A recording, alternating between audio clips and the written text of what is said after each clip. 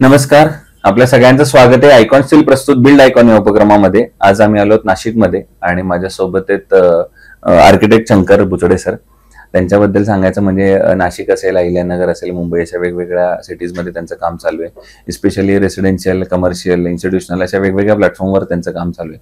त्यामुळे त्या अनुषंगाने त्यांचा हा प्रवास कसा होता, त्यात आलेल्या अडचणी कशा होत्या, काही संघर्षाचे क्षण होते का, आणि एकंदर या क्षेत्राकडे बघण्याचा त्यांचा दृष्टिकोन काय, मागच्या 20-22 वर्षांपासून ते या क्षेत्रामध्ये काम करतात, त्या अनुषंगानं हा सगळा प्रवास आपण उलगडणार आहोत बिल्ड आयकॉन या प्लॅटफॉर्मवर.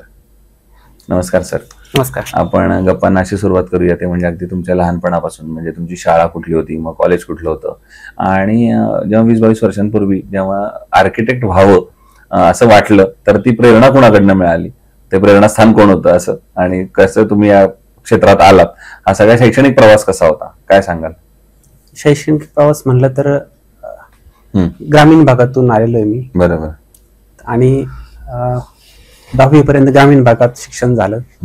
त्याच्यानंतर 11वी-12वीला पुण्यामध्ये गरवारे कॉलेजला शिक्षण झालं. त्या ठिकाणी आर्किटेक्चर विषयी मित्रांकडून कळालं बरेच. बरोबर. त्याच्यानंतर माझे रिलेटिव्ह होते डॉक्टर एक, त्यांच्याकडून पण आर्किटेक्चर विषयी बऱ्यापैकी कळलं. आणि सुरुवातीपासूनच बिल्डिंग, ड्रॉइंग, डिझायनिंग याच्या गोष्टीत थोडंसं आकर्षण होतं.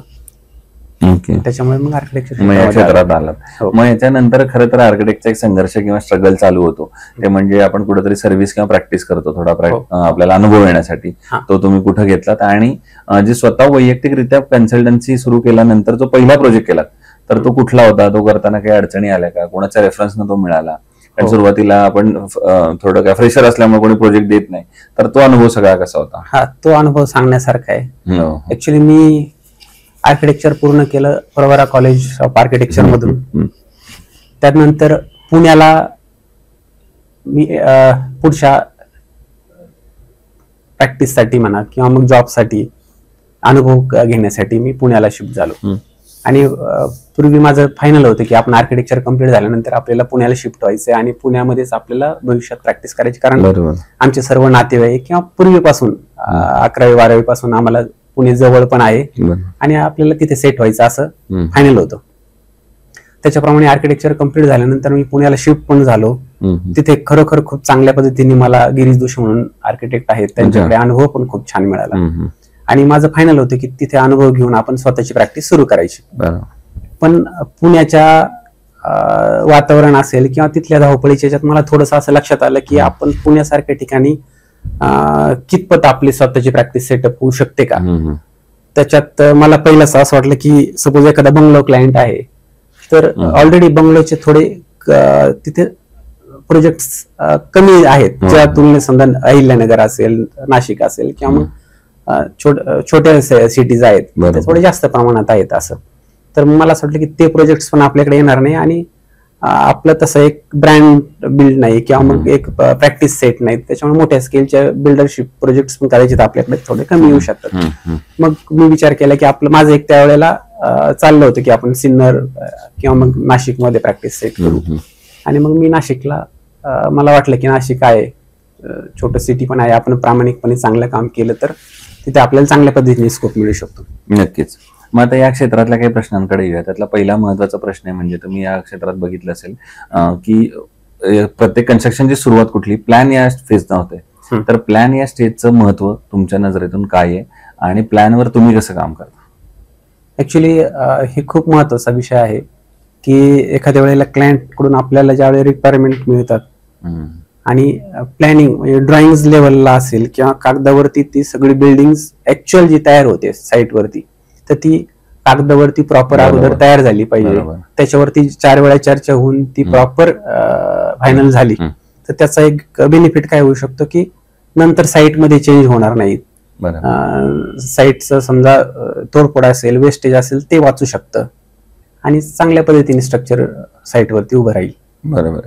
दुसरं एक आर्किटेक्ट म्हणून जेव्हा आपण चांगलं क्रिएटिव्ह काहीतरी काम करत असतो, वेगवेगळे फॉर्म्स वापरत असतो, आणि मग जेव्हा ते कस्टमरला किंवा क्लायंटला दाखवतो, तर तेव्हा कस्टमर कदाचित म्हणतो की अरे माझं बजेट एवढं नाहीये किंवा एवढं नाही करू शकत. मग अशा वेळेला क्रिएटिव्हिटी, बजेट आणि क्वालिटी या तिन्हीचा समतोल मग तुम्ही त्या प्रोजेक्टमध्ये कसं करता?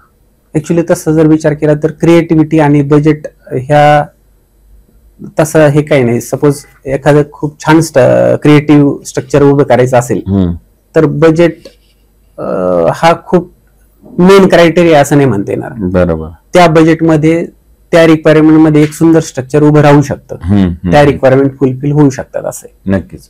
एक थोडा वेगळा प्रश्न येतोय, नाशिक जिल्ह्याच्या विकासाचं विजन एक आर्किटेक्ट म्हणून जर तुम्हाला विचारलं तर तुमच्या डोळ्यासमोर कुठले मुद्दे येतात ज्या मुद्द्यांवर आता खरं तर प्रशासनानं काम करण्याची गरज आहे, जर येणाऱ्या 15-20 वर्षांमध्ये एक आपल्याला बदलतं नाशिक बघायचं असेल तर? हो नक्कीच. म्हणजे नाशिककडे काय नाहीये, नाशिकमध्ये सगळ्या गोष्टी अवेलेबल आहेत.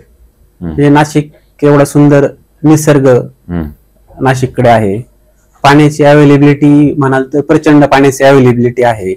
कोणती पण एक सिटी ग्रो होण्यासाठी ज्या काही गोष्टी लागतात, नाशिक सारख्या ठिकाणी या ठिकाणी आध्यात्मिक सिटी आहे. दर 12 वर्षांनी नाशिकला कुंभमेळ्याच्या निमित्ताने एक बूस्ट मिळतो.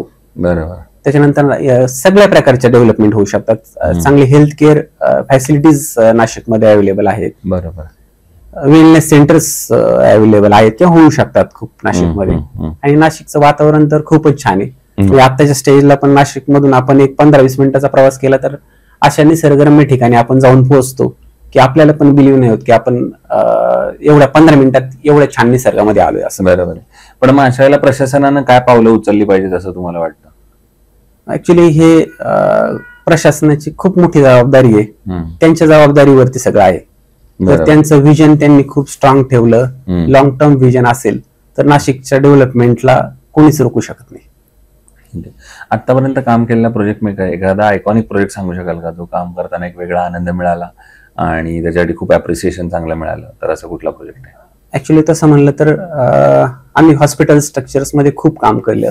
बरोबर. आणि तसं छोट्या स्ट्रक्चर पासून मोठ्या स्ट्रक्चर्स पर्यंत काम करत असताना प्रत्येक याच्यात आनंद तर मिळतोच. बरोबर. विशेषतः ज्या वेळेला आपण एखादं स्ट्रक्चर आपण कागदावरती तयार करतो आणि ते साईटवरती बिल्ड होत असतं किंवा मग ते रूप घेत असतं, तर त्यावेळेला आपल्याला त्यातला एक वेगळा आनंद असतो. बरोबर. विशेषतः त्याच्यामध्ये आता आम्ही नेरळ मुंबईला या ठिकाणी एक डिग्निटी फाउंडेशन ट्रस्ट साठी एक इंडियामधलं सगळ्यात मोठं डिमेन्शिया केअर सेंटर केलं. ऍक्च्युली डिमेन्शिया आजार म्हणजे स्मृतिभ्रंशाचा, की ज्याचं प्रमाण दिवसेंदिवस खूप मोठ्या प्रमाणात तो वाढतोय. आणि त्यांचे एक ठराविक ते जे हे असतात रुग्ण, तर त्यांच्या काही हॅबिट्स आहेत, तर मग त्या सगळ्या आम्ही व्यवस्थित स्टडी करून त्याच्याप्रमाणे ते इंडियामधलं सगळ्यात मोठं डिमेन्शिया केअर सेंटर तयार केलं. ठीक आहे. मग आणखी असा एखादा प्रकल्प जो करताना काहीतरी अडचणी आल्या, समस्या आल्या किंवा आव्हान आली आणि त्या आव्हानावर तुम्ही कशी मात केलीत, असा एखादा प्रसंग आहे का? ऍक्च्युली आता कोणता पण नवीन प्रकारचा प्रोजेक्ट असेल, समजा रेग्युलर प्रोजेक्ट आपण करत असतो, त्याच्यात काही वेगळ्या प्रकारचा प्रोजेक्ट करायचा असेल, बरोबर, तर मग त्यावेळेला आव्हानं येत असतात. मग त्याच्यातून आपण केस स्टडीज असतील, वेगवेगळ्या ठिकाणच्या व्हिजिट्स असतील, त्या करून आपण त्यातून मार्ग काढत असतो. बरं. आणि सर, कन्स्ट्रक्शन मध्ये स्टील हा अतिशय महत्वाचा घटक असतो, तर मग स्टील निवडताना तुम्ही काय पॅरामीटर्स बघता आणि मग स्टील निवडता? ऍक्च्युली स्टील निवडताना तसं म्हणलं तर स्ट्रक्चरल कन्सल्टंट असतात, त्यांचे गाईडलाईन हे सगळ्यात महत्वाचे आम्ही समजतो. आणि त्याच्यावरती त्या आयकॉन स्टील कधी वापरलाय का तुम्ही आधी? यापूर्वी वापरलेला आहे. आणि मग कसा आहे तुमचा अनुभव आयकॉन स्टील? चांगला आहे एकदम. आणि याच्यापूर्वी वापरलंय पण त्याचा आहे चांगला अनुभव आहे. ओके. म्हणजे सर्व्हिस, डिलिव्हरी, अवेलेबिलिटी काही प्रॉब्लेम नाही आला. आणि आता अगदी शेवटचा प्रश्न ते म्हणजे आता या क्षेत्रात जे नवीन आर्किटेक्ट येतात, फ्रेशर्स येतात, ज्युनियर्स येतात, त्यांना तुम्ही काय सल्ला द्याल या क्षेत्रात काम करण्याला सुरुवात करण्यापूर्वी?